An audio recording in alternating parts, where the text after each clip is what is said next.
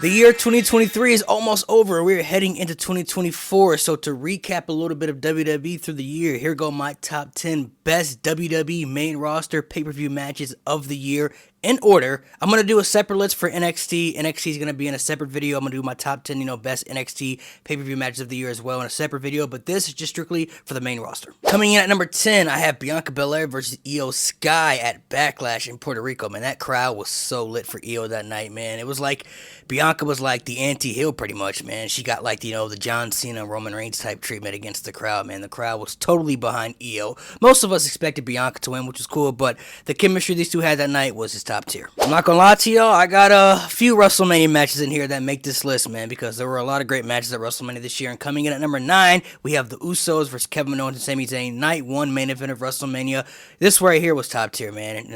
The storytelling leading up to this match with the Bloodline stuff was incredible, and the match itself, was just off the charts. Like, the crowd was super into it. The crowd was hot for this match, bro. Like, this right here definitely was in the top 10 for me. At number 8, Roman Reigns versus Cody Rhodes, night 2 main event of WrestleMania. One of the most unpredictable WrestleMania main events of all time. Going into this match, I was really split because I really wanted both guys to win, and I still have no issue with either outcome of the match. If Cody Rhodes had won, I would have been perfectly fine with that. Roman Reigns winning, which he did, had no issue with that either. And I really just didn't know what was going to happen. Like, going into this match, I honestly just didn't know. I just didn't know. And man, the unpredictability just added so much more sauce to this match. And the match itself was just off the charts. Love this match. Definitely got to be in the top 10. Another WrestleMania match, Seth Rollins versus Logan Paul, is number 7 for me, man. Logan Paul is him at this point. If y'all haven't realized that, then I just don't know.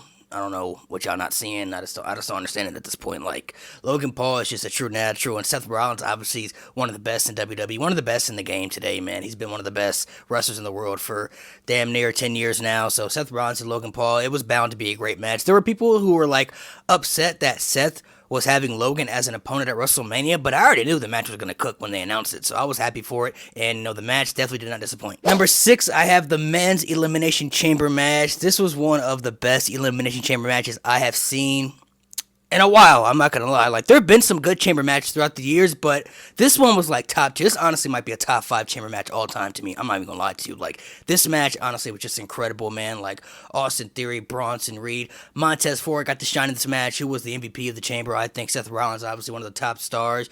Johnny Gargano got to shine in this match. Damian Priest, like, everybody shined in this match in some way, shape, or form. And this was like one of the perfectly, booked chamber matches that I've ever seen. Truly love it. Definitely cracks the top 10. Now let's get into this top 5, man. I gotta keep it a buck. Becky Lynch versus Trish Stratus at Payback in that steel cage. That cooked tremendously, bro. This match definitely, I think, is a top 5 pay-per-view match WWE had all year. Some people had mixed feelings about Trish Stratus's run. Some people really didn't like her run this year because her promo abilities were just very lackluster. Like, she had good points behind her promos, but just the delivery behind her promos just were not really that good. But teaming Zoe Stark up with Trish Stratus was great, and Becky Lynch and Trish Stratus, if y'all remember, got left off of SummerSlam. That feud was supposed to end at SummerSlam, but WWE took that match off of SummerSlam, and WWE got a lot of backlash for it, and then they had that match at Payback, and Becky and Trish, definitely showed why they should have had a match at SummerSlam. I'm not gonna lie to you.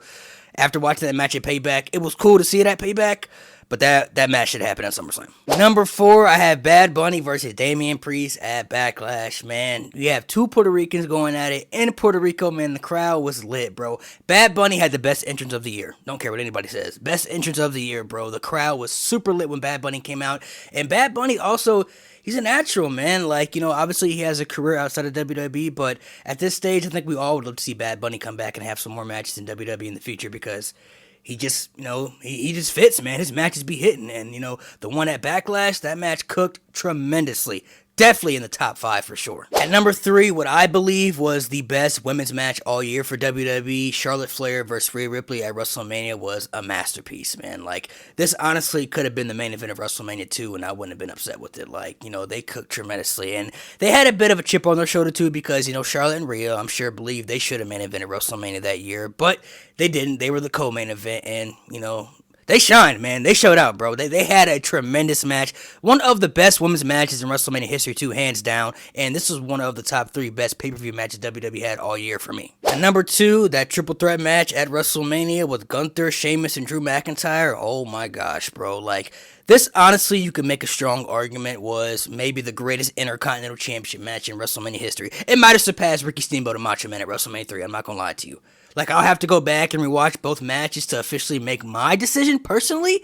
But if somebody were to tell me, like, hey, the greatest Intercontinental Championship match in WrestleMania history is, Gunther versus Sheamus versus Drew McIntyre, and it surpassed Macho Man and Ricky Steamboat at WrestleMania 3, I'm not going to hate on it. I'm not going to say you're crazy for it. I'm going to be like, all right, you know what? It's understandable because this match was just top tier. And for me personally, the number one pay-per-view match of the year for WWE was the Bloodline Civil War. Just masterful storytelling at its finest.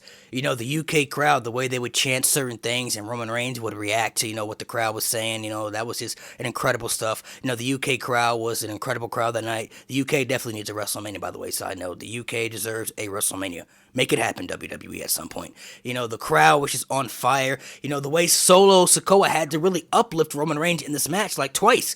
When he picked up Roman Reigns off the mat to, keep fighting against the Usos. And then when Roman Reigns stacked up the Usos and it looked like, it was going to be deja vu from WrestleMania 37 when he stacked up Edge and Daniel Bryan and he pinned them both like he said he was. He said he's going to do it to the Usos. And we thought it was over right there. And they both kicked out. And then Roman is like in disbelief and doesn't know what to do next. And Solo's kind of looking at him like, bro, what's wrong with you? You need to snap back into it. Let's get back in the game, man. Like, masterful storytelling. The low blow kick out that Roman did in the beginning of his run finally happened to him. Jay did it to Roman, so that was like pure storytelling. And then Roman getting pinned for the first time in 3 years.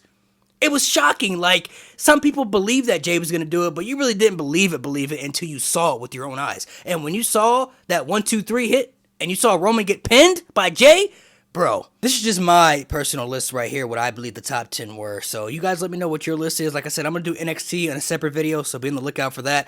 And I can't wait to see what the pay-per-view match for 2024 are looking like, because they got some great international crowds they're going to. Australia, Paris, Germany. Can't wait to see what happens with those shows. And the way the roster is looking right now, 2024 looking very bright for WWE. Could be cooking tremendously.